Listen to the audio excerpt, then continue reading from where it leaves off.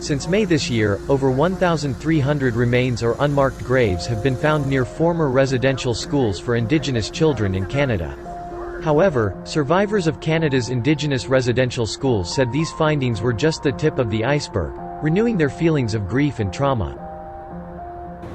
Lots of physical abuse, whether it's straps on the hand or on the bare bottom in front of everybody, in front of all the other kids, so you can see that very shameful, hurtful, physical abuse, sexual abuse is pretty common, mental abuse.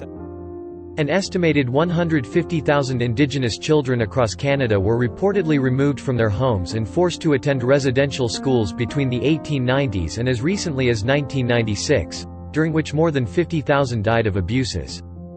For years, the Indigenous people in Canada have long been socially marginalized and poorly educated and paid, with their basic human rights unprotected and their life expectancy cut by nearly 10 years compared with other groups. Aboriginal school-age children were forcibly taken away from their families, forced to convert to Christianity, and banned from using Indigenous languages.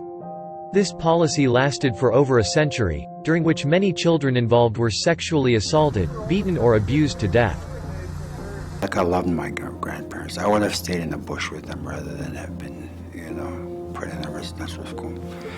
But I remember missing them, and the dislocation I felt, the disconnection I felt to my family. After years of intensive research, Canada's Truth and Reconciliation Commission reached a conclusion in 2015 that the country's former policy of forcibly putting Aboriginal children into boarding schools can best be described as cultural genocide.